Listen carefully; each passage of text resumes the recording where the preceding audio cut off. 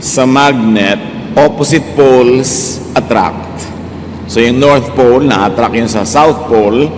Pero sa mga tao, as ugali ng tao, yung kabaligtaran ang totoo doon. Yung like poles attract. Bad things attract badness. Good things attract goodness. Kaya ang tanong natin sa buhay natin, what do you attract? Ano po ba ang namamagnet natin sa buhay natin? Ano yung naaakit natin na dumating sa ating buhay? At yan ang pamagat ng pag-aaral natin ngayon. Don't attract bad things. Huwag mang-akit ng mga bagay na masasama at hindi makabubuti sa iyong buhay. Salamat po Diyos sa another day of life. Salamat dahil binibigyan niyo kami ng kalakasan, ng kakayanan na tamasahin ang magagandang bagay sa buhay, maging kakayanan para pasanin ng mga pagsubok, ang mga panandaliang hirap ng buhay. Salamat Panginoon dahil sa runong na binibigyan niyo at dinadagdag at lalo namin kayong nakikilala at natututo kami kung paano mas mabuhay ng maayos. Sa pagtitipon namin, patawarin niyo po kami sa aming kasalanan at gawin niyo po kaming karapat-dapat na tumanggap na inyong pagpapala. Not because we are worthy, but because you forgive us, but because you cleanse us. Ano man Panginoon ang mga agam-agam, ang mga alalahanin, pinoproblema, mga fears ng bawat isa, alisin niyo po ito sa aming puso, palitan niyo po ng kapayapaan, nais naming magbigay sa inyo ng pansin, ng atensyon, and we ask you Lord to bless us with your words. Lead us unto peace, unto wisdom, unto greater knowledge of you. At nawa Panginoon sa bawat nadadagdag na kaalaman sa aming buhay, mag-translate ito sa kagandahang loob, kagandahang asal, kabaitan, at kabutihan. Be glorified, O God. Use your servant as your instrument, but may you be the only voice that we will hear. Cover us with the blood of Jesus, and we seek your protection from deception, from the evil one, even from our own negative feelings. Bless us, Father. Lift up your name in the name of Jesus our Lord, our Savior and Teacher. Amen. Don't attract bad things. Mahirap kumisang aminin, madalas naman hindi natin alam, na ang mga bagay na dumarating sa ating buhay, tayo rin ang nag-i-invite. That we invite whatever happens to our lives. We are not victims of life. We help create life, and we have a big influence in how life is lived by us. Ang mga dumarating sa ating buhay ay inaanyayahan natin consciously or unconsciously. At the very least, kung hindi man natin sinasadya, ay pinapayagan natin na mangyari o magtagal. Kaya mahalagang kilalanin kung ano nga ba ang ating inaakit para kung ayaw natin yun ay huwag nating akitin. Luke 6:43-45, Jesus speaks here, a good tree cannot produce bad fruit, and a bad tree cannot produce good fruit. You can tell what a tree is like by the fruit it produces. You cannot pick figs or grapes from thorn bushes. Good people do good things because of the good in their hearts. Bad people do bad things because of the evil in their hearts. Your words show what is in your heart. Isang matagal, matanda, nakatotohanan na, wala nang bago, dahil alam na natin ito. Sabi ng Panginoon, ang puno nakikilala sa bunga. Kung mabuti ang puno, natural, mabuti ang bunga. At kung masama ang puno, masama ang bunga. Huwag kayong padaya sa itsura ng sanga, itsura ng dahon, sa bunga, nagkakakilanlan. So ano ang bunga ng buhay natin? Ano ang bunga ng ating mga pagsisikap? Kung mabuti ang pagsisikap, dapat mabuti ang bunga. Ano ang bunga ng ating mga pag-aaral, ng ating mga ginagawa? Mabuti ba o hindi ba mabuti? Ayaw ba natin o hindi natin gusto ang ganong mga bagay? Some people attract problems. Mga problema, mga suliranin. Nagtataka pa sila kung bakit lagi silang may problema at pabalik-balik yung mga problema nila. Kaya mahalagang maintindihan natin that we attract even our problems. Some people bring trouble to themselves, to others, to God. Even when we keep on asking God to do what is against God's will. 2 Samuel 11, 3-4. Samuel happened to see her, and he sent one of his servants to find out who she was. Or David happened to see her. The servant came back and told David, her name is Bathsheba. She is the daughter of Eliam, and she is the wife of Uriah the Hittite. David sent some messengers to bring her to his palace. She came to him, and he slept with her. A short episode in the life of David that tells us how somebody else's wife ended up in his bed. Nakita niya ang babaeng ito naliligo sa kanyang bubungan at ipinakuha ng hari dahil yung asawa sundalo na nasa duty, out of town. So ang daming problemang ibinigay ito sa buhay nilang dalawa. And who invited the problem into their lives? Sila rin. Si David, ang dami naging problema dahil una, inimbita niya itong babaeng ito sa kanyang bahay na hindi naman niya asawa. Ito naman babaeng ito, nagka-problema dahil maliligo lang, doon pasakitan ng iba, sa bubungan pa. Hari tuloy ang nagpakuha sa kanya, ano magagawa niya? At malay naman natin kung gusto rin nga niya. Pero nagkaroon sila ng problema, walang umimbento nun, sila din. Marami sa mga problema natin, ganon. Kung hindi man tayo ang diretsong umimbento ng problema, yung problema ay inimbento ng somebody close to us na siyempre madadamay tayo. Some people attract betrayal. Si Samson, ang laki-laking tao, ang lakas-lakas na tao, napagtaksilan ni Delilah. Samson's strength is overcome by his weakness for women who betray him. Bawat kasi bagay may katapat. So kung may lakas ka, meron kang hina. So yung kahinaan mo, binabantayan mo dapat dahil yun ang katumbas ng iyong lakas. And the strength of Samson would only be defeated by his weakness for women. Judges 14, 6-7. But the Lord's Spirit took control of Samson, and with his bare hands he tore the lion apart, as though it had been a young goat. His parents didn't know what he had done, and he didn't tell them. When they got to Timnah, Samson talked to the woman, and she was sure she was the one for him. So kung gaano kalakas si Samson na kaya niyang wasakin ang buong katawan ng isang leon na parang isang batang-batang kambing pa lang, ganoon naman ang kahinaan niya pag dumating na sa usapan sa babae at napakadalas niyang na-in-love sa kanyang maiksing buhay. Judges 14, 16-17. Samson's bride went to him and started crying in his arms. You must really hate me, she sobbed. If you loved me at all, you would have told me the answer to your riddle. But I haven't even told my parents the answer, Samson replied. Why should I tell you? For the entire 7 days of the party, she had been whining and trying to get the answer from him. But that 7 days, she put so much pressure on Samson that he finally gave in and told her the answer. She went straight to the young men and told them. So, uso sa kanila doon, bugtungan, palaisipan. At napakahirap ng bugtong ni Samson. Kinailangan ngayong malaman ng mga kalaban niya kung ano yung sagot. Itong babaeng ito ang ginamit.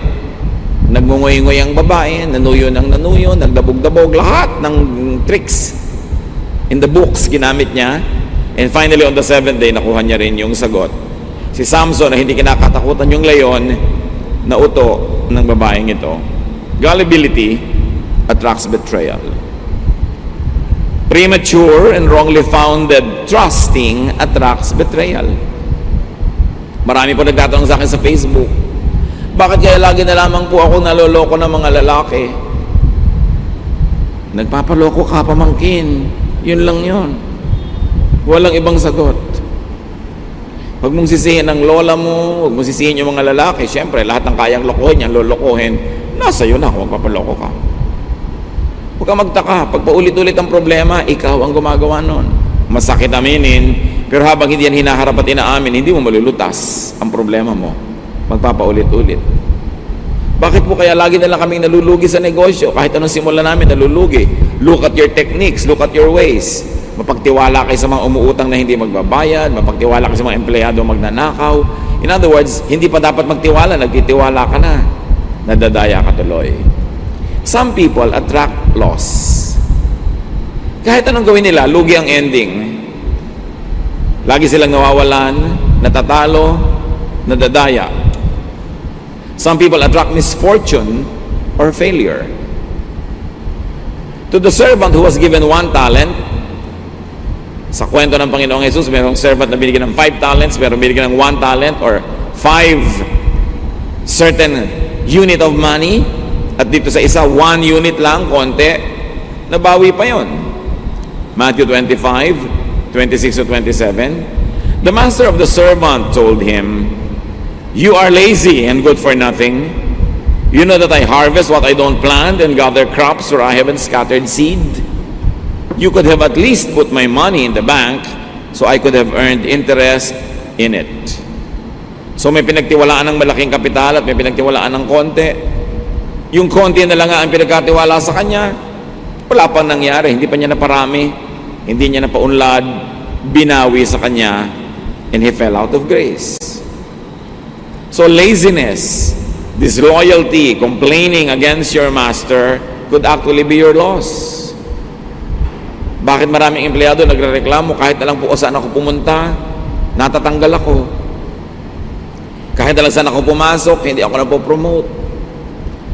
Tuwing may tanggalan, ako una sa listahan. Bakit? Ano yung daladala mo kahit saan ka namamasukan na nangyayari yun? Bakit laging ikaw nalulugi, natatalo? There must be something about you, something about your behavior, your style, that attracts this kind of life and lifestyle, and even mga sabit sa buhay na ayaw mo. Now, there are some people who attract accidents. Pag may nahulog sa motorsiklo, siya na naman yun. Pag may bumangga, nasa bidadrive, siya na naman yung nagdadrive. Pagka merong nawalan ng cellphone, siya na naman. 5 cellphone na nawawala. Promise, mawawala ika-6. Paulit-ulit. There are really people who attract accidents. Sapta sasabihin nila, bad luck. Hindi luck yun. Hindi bad luck yun. There is something that you do that causes it. Halimbawa, ayaw mong mahulog sa bintana, huwag mong gagayahin si Eutychus. Acts 20 verse 9. A young man by the name of Eutychus was sitting on a windowsill. While Paul was speaking, the young man got very sleepy. Finally, he went to sleep and fell 3 floors all the way down to the ground. When they picked him up, he was dead.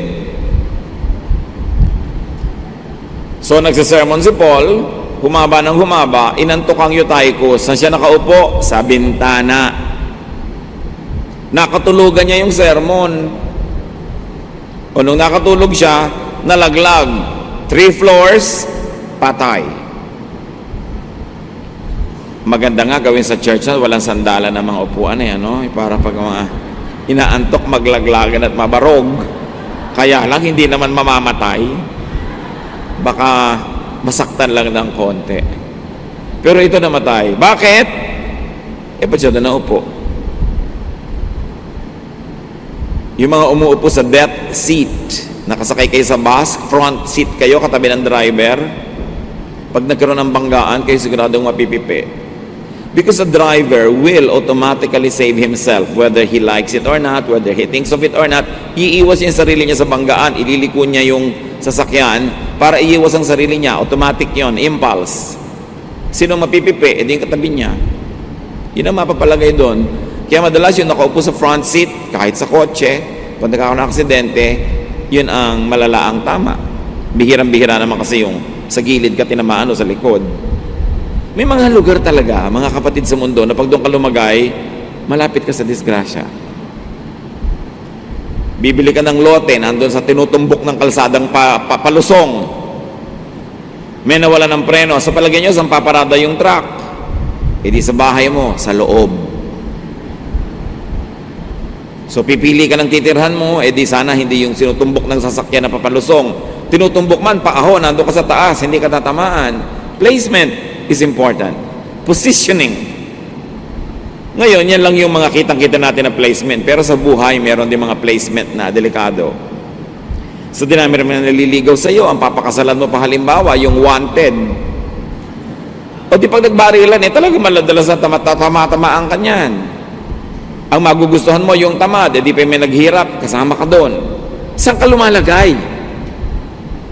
May nag-aaway-away, kanino ka kumakampi? Dapat nga hindi ka sumali, pero kung kakampi ka pa doon sa obvious na matatalo, di talo ka. Kaya mga bayani, di ba, namamatay? Na magiging bayani lang naman sila, one generation later pero during their time, namamatay sila kasi ang kakampi nila na cause, yung mahina. Well, walang bumibigil sa inyo kung gusto nyo maging bayani, pero tiyakin nyo lang na kung kakampi kayo sa isang cause na anti those who are powerful, get ready to get hurt. Because you are positioning yourself. Nahuhulog ang loob mo sa lalaking may asawa. Anong buhay ang binubuo mo para sa sarili mo later kung talaga nagkahulog-hulog na di mo na madampot ang loob mong nalaglag? Anong buhay ang magiging buhay mo? Nasa pagpupwesto mo yan Tapos dasal ka ng dasal sa Diyos na hanguin ka sa hirap, ikaw ang lumagay dyan. Kaya mahalaga mga kapatid, tinitingnan natin, what do we attract? Some people attract rudeness, bad behavior.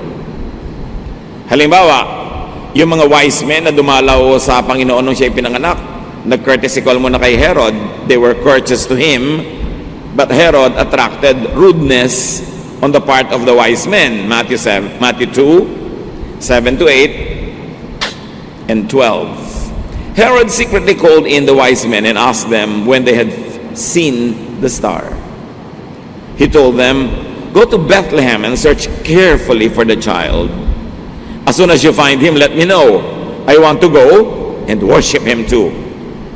Siyempre, bola yon. Gusto niyang patayin yung bata. Later, they were warned in a dream not to return to Herod, and they went back home by another road. So itong mandaraya na to na si Herod, anong napala niya, nasnab siya, hindi siya binalikan, hindi na nag-courtesy uli sa kanya, yung mga tao umalis na lang ng palihim.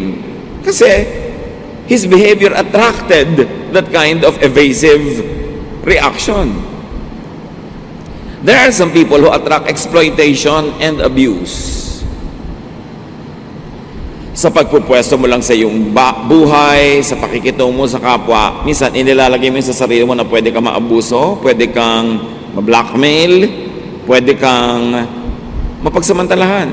Halimbawa, si Sarai, wife ni Abram, hindi sila magkaanak. So naisip niya, sabihin sa asawa niyang lalaking si Abram, anakan yung katulong nila na si Hagar. Hindi ka magkaanak. Tapos isusuong mo yung isang babaeng katulong mo para anak ka ng asawa mo. Pag nagkaanak yon, anong palagay mo magiging lugar mo? At yun nga ang nangyari, Genesis 16, 1 to 4. Abram's wife Sarai had not been able to have any children, but she owned a young Egyptian slave woman named Hagar. And Sarai said to Abram, "The Lord has not given me any children. Sleep with my slave, and if she has a child, it will be mine." Abram agreed, and Sarai gave him Hagar to be his wife. This happened after Abram had lived in the land of Canaan for 10 years. Later, when Hagar knew she was going to have a baby, she became proud and was hateful to Sarai. Yumabang yung katulong dahil siya na ngayon yung nagdadalang tao, daladala niya sa sinapupunan niya ang anak nung among lalaki. So ngayon, hindi na siya nagpatsimay-tsimay na lang sa dati niyang amo, mataas na rin ang kanyang pride, at nilalabanan na niya. Bakit? She was empowered by Sarai. Do you empower people to be able to abuse you later? Because you think malalamangan mo siya, magagamit mo siya, ma-exploit mo siya. At the end of the day, ikaw pala yung pwedeng malugi. Dapat pag meron tayong pinaplano, layuan nyo yung pananaw, saan patungo yun? Anong gagawin nun sa inyo? Anong gagawin nun sa mga tao nasa paligid nyo? Some people attract that kind of reaction. Yung naaabuso sila. Yung sobra kang napaka-polite, kahit ang kaharap mo parang halimaw, ang gagawin nun, siyempre, aapihin ka. Hindi ka nagre-reklamo, kahit pwede ka nang magreklamo at dapat ka nang magreklamo, siyempre, dadagdagan pa nila yung mga pag-aabuso sa'yo. You attract that. Kaya pag pinag-uusapan natin, lagi po akong naaapi, nagpapaapi ka, yun lang yun. Pwede ka naman hindi pumayak eh. Water follows the path of least resistance. Yung tubig, doon dumadaan sa pinakamadaling daanan. Kung mataas ka, hindi ka niya aakyatin. Kung matigas ka, liliko na lang siya. Pero kung ang lambot-lambot mo, tutunawin ka niya at dadaanan ka niya. Ganon din ang mga tao. When you don't resist anybody, people will abuse you. Kaya may mga nang aapi kasi may nagpapaapi. May nang kakawawa kasi merong nagpapakawawa. Nasa iyo rin yun. Kung itutugon mo lang sa pang-api sa iyo, iyak. Lalong lumalakas ang loob ng aapi pag nakakakita ng luha. Because it makes them feel powerful. So merong pinagpapakitaan ng luha, yung mga mabababa rin ang loob at mababait din, nababagbagan loob. Pero pag ang pinakitaan mo ng luha, isang matigas ang loob, lalong lalakas. Lalo kang kakawawain. So pipili ka. Kanino ka nagpapakita ng soft side mo at ng hard side mo rin. Some people attract rebuke. Singit ng singit, sabat ng sabat sa usapan, hindi naman alam ang topic, hindi naman siya expert, magsasalita, napapahiya tuloy, nakakatanggap ng pagtutuwid, kung minsan may kasama pang parusa. Halimbawa si Pedro. Mark 8:31-33, Jesus began telling his disciples what would happen to him. He said, "The nation's leaders, the chief priests, and the teachers of the law of Moses will make the Son of Man suffer terribly. He will be rejected and killed. But 3 days later, he will rise to life." Then Jesus explained clearly what he meant. Peter took Jesus aside and told him to stop talking like that. But when Jesus turned and saw the disciples, he corrected Peter. He said to him, "Satan, get away from me. You are thinking like everyone else and not like God." Kapedrong-pedrong tao mo, natawag kang Satan kasi nagsasalita ng hindi nag-iisip. O nag-iisip man, hindi naman niya pinag-isipan kung ano yung pinanggagalingan ng kanyang kausap. Yung pinanggagalingan lang niya, ang inintindi niya, at akala niya tamang-tama na siya. Mali. Gaano karaming beses po tayong nahihiya, napapahiya, nasasopla, kasi pasok tayo ng pasok sa usapang di naman natin naintindihan. So we attract it. What makes people attract bad things? Tulad sa mga nakita natin mga halimbawa, it is possible that we attract negative and bad things because of self-promotion. Nagmamagaling, nagmamataas, nagmamalaki. Luke 18:11-12, the Pharisee stood over by himself and prayed, "God, I thank you that I am not greedy, dishonest, and unfaithful in marriage like other people. And I am really glad that I am not like the tax collector over there. I go without eating for 2 days a week, and I give you 1/10 of all I earn." But actually, this man was rebuked. Sa niya, "Salamat na lang po't mas banal ako kaysa dito sa kabilang taong katabi kong nagdarasal din." Self-promotion. When you always self-promote, you will soon be rebuked. You will soon be corrected. You will be cut down to pieces. Mas mabuti na ikaw ay nagpapakumbaba at itinataas ka sa dapat mong kalagyan kaysa nagmamataas ka at ibinababa ka dahil hindi ka bagay doon sa lugar na pinipilit mong puntahan. Pupunta ka sa isang handaan, uupo ka agad sa presidential table. Tapos tatawagin ka ng usher, ililipat ka sa likod, sa malayo, yung pala, doon ka dapat. Kung talagang bagay ka naman sa presidential table, kahit maupo ka sa labas, hihilahin ka pa nila, papasok para mapalagay ka sa presidential table. Hindi mo dapat ina-appoint yung sarili mo, hayaan mo sila. Kung ayaw mong mag-attract ng negative attention, para hindi ka na tatama, para hindi ka iwasan. Pag lagi kang presko, pagka lagi kang mapang-abuso, pag may kinakausap ka, ang tagal-tagal, ang haba-haba, mamaya iiwasan ka na. Tapos magtataka ka, ba't kayo iniiwasan? Alam nga namang attractive ka, tapos iwasan ka. Siyempre, meron tayong repulsive behavior. What makes people very attractive to gullibility, to such things? Because of their gullibility. Trusting too much, too soon. Mabuti yung nagtitiwala. Pero degrees, levels, antas-antas ng pagtitiwala. Depende sa naipapakita noong gusto nating pagtiwalaan na worthiness niya para pagtiwalaan. Katulad ni Samson, yung ba namang lihim niya na Diyos ang nagbigay, binisto-bisto niya kay Delilah. Yung babaeng pinag-usapan natin kanina, hindi si Delilah. Si Delilah was the next woman that was able to trick Samson. Alam natin na si Samson ay binigyan ng Diyos ng misyon, magiging bayani siya ng kanyang lahi para lumaban sa mga kapitbahay nila na sila isinakop. At kung ano man yun, ang lakas niya nasa kanyang mahabang buhok. Hindi siya dapat magpagupit ng buhok. He was a Nazirite. Isa yun vow. Pagka ang bata nasa sinapupunan pa ng ina at sinabi ng Diyos na ito, instrumento ko tong lalaking batang ipapanganak na to, hindi siya ginugupitan ng buhok, mahaba yung buhok niya. Hindi siya umiinom ng alak, hindi siya gumagawa ng mga bagay na ginagawa ng mga makamundong tao dahil meron siyang mahalagang misyon. Si Samson, ganon. Si Delilah ngayon ay ginamit ng kanyang bayan na paibig niya itong si Samson. Ang misyon niya, malaman ko ano ang lihim ng lakas ni Samson. Dahil si Samson kayang-kayang talunin kahit ang dami-daming kalaban. Judges 16, 15 to 17. Samson, Delilah said, you claim to love me, but you don't mean it.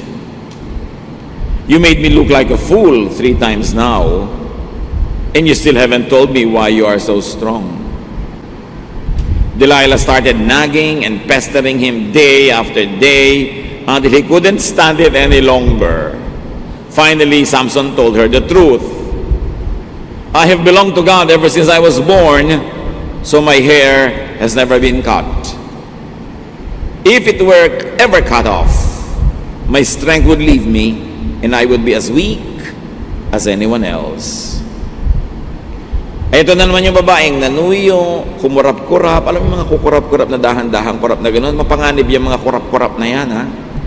Yung mga pakyut-pakyut, pakuyakoy-yakoy, nakukuha ang gusto. O kaya dadahanin ka sa dabog, outside the kulambuka, basta at the end of the day, talo si lalaki. So naibigay niya ang lihim. Alam niyo ang nangyari? Pinutol ni Delilah ang buhok habang natutulog ang lalaki. At nung sumugod ang mga lalaking galing sa bayan ni Delilah, natalo nila si Samson. And Samson died a very tragic death. A hero's death, a martyr's death, but still tragic. Dahil ibinigay niya yung lihim sa hindi niya dapat bigyan. Samson gave in to Delilah. Samson gave in to his emotions. Siguro na mahal na rin niya itong babae o kaya talagang pikon na siya sa kakukulit ng babae, matigil na lang. Nabigay tuloy yung lihim. He invited that kind of disaster when he first entertained having a relationship with this foreigner because Delilah belonged to the enemy.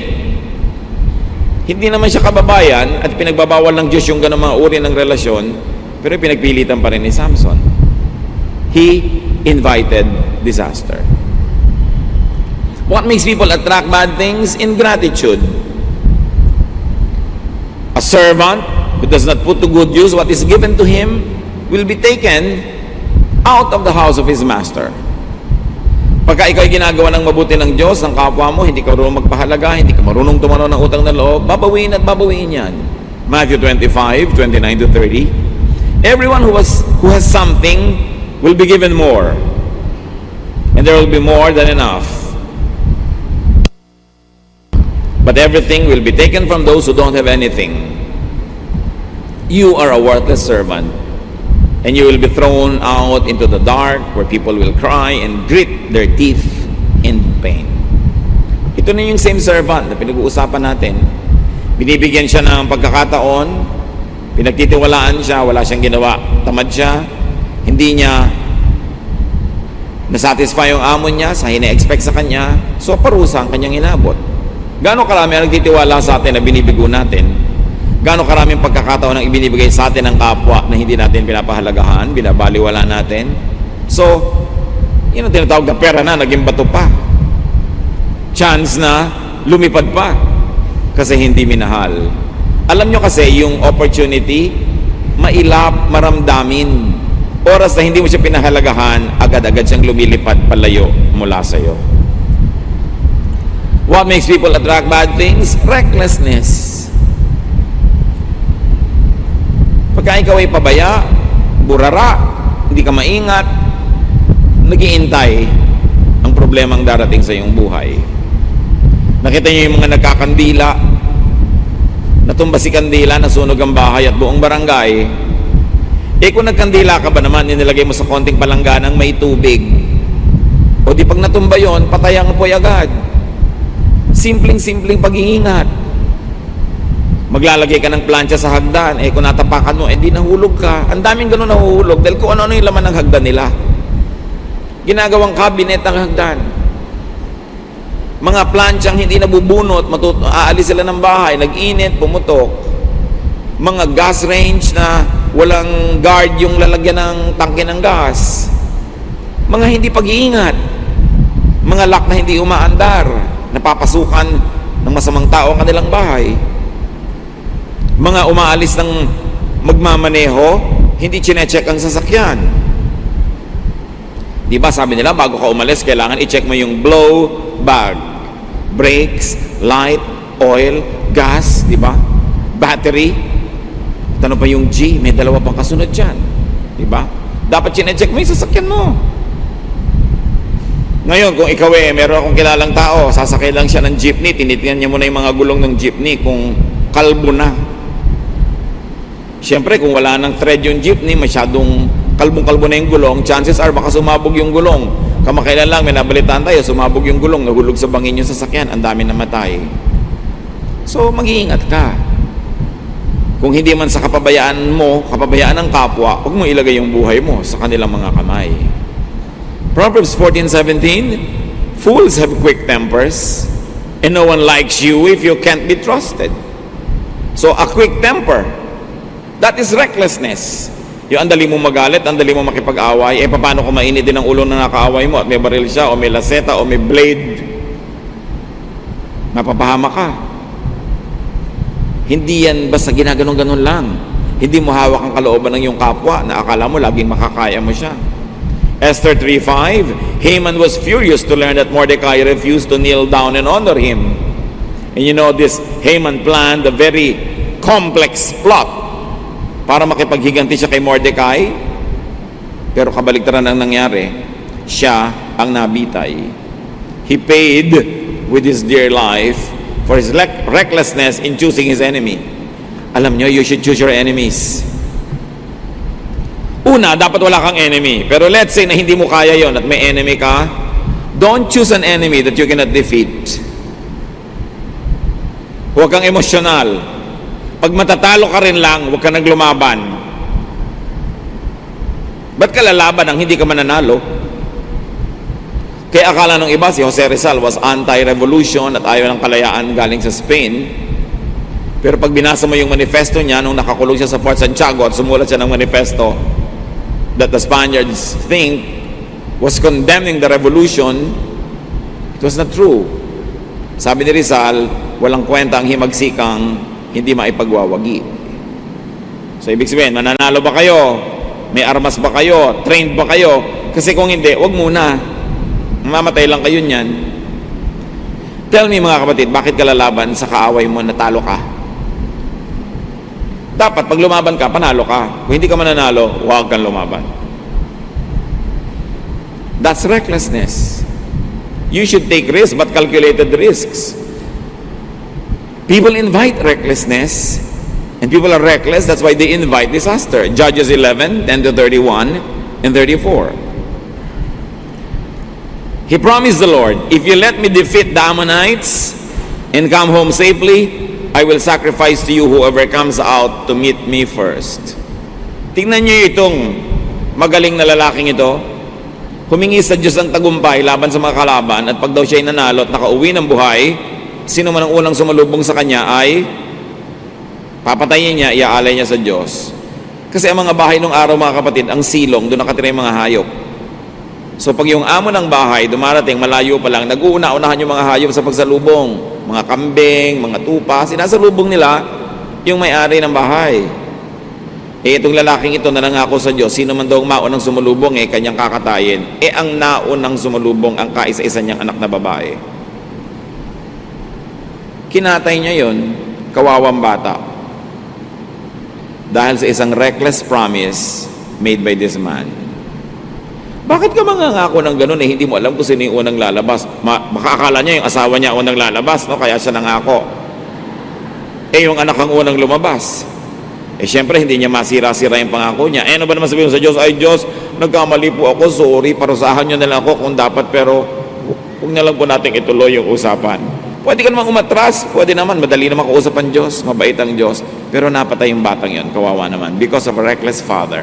How many lives of children are destroyed because their parents make reckless decisions?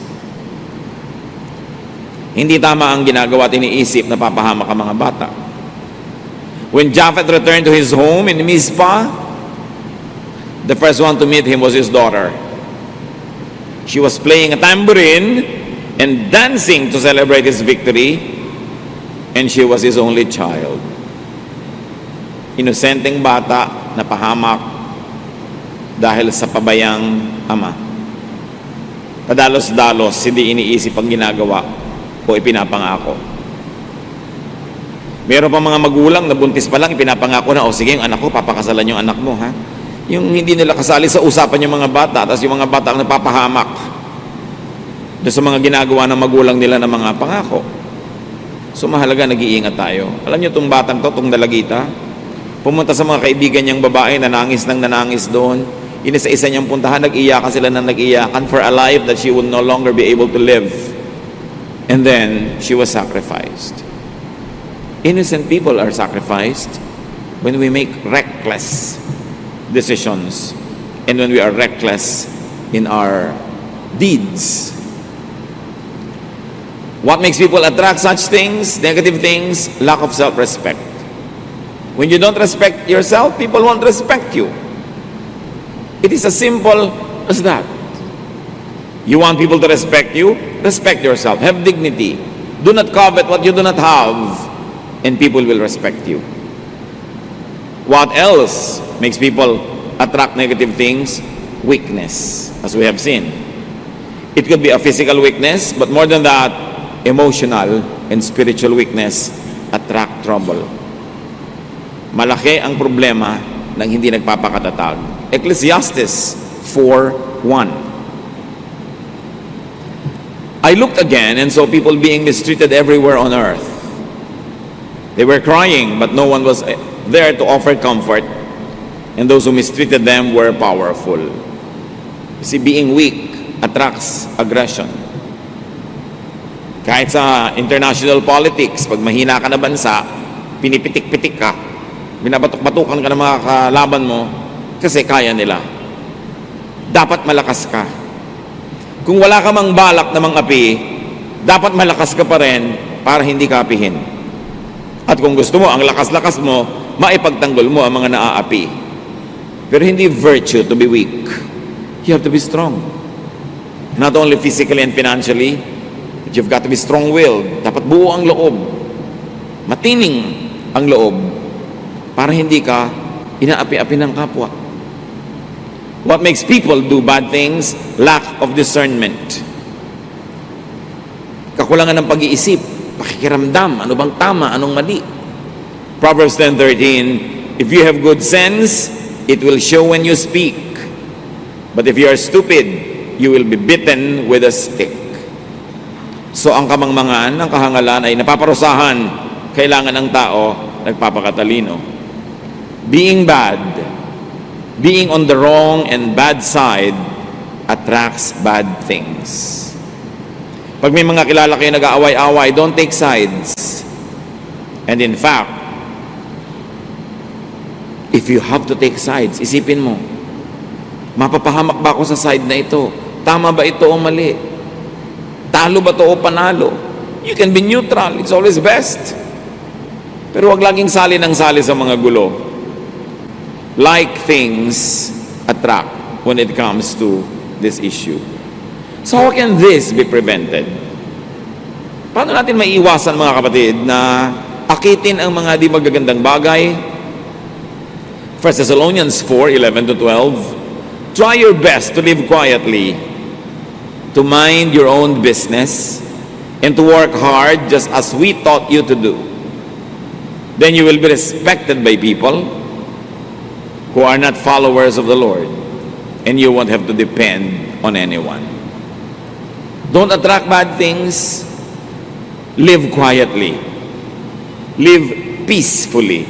Mind your own business. Gaano karaming gulo ang napapasok natin na hindi naman talaga natin gulo, nadamay lang tayo dahil lumalahok tayo. Sumasali, nakikisangkot sa hindi naman dapat.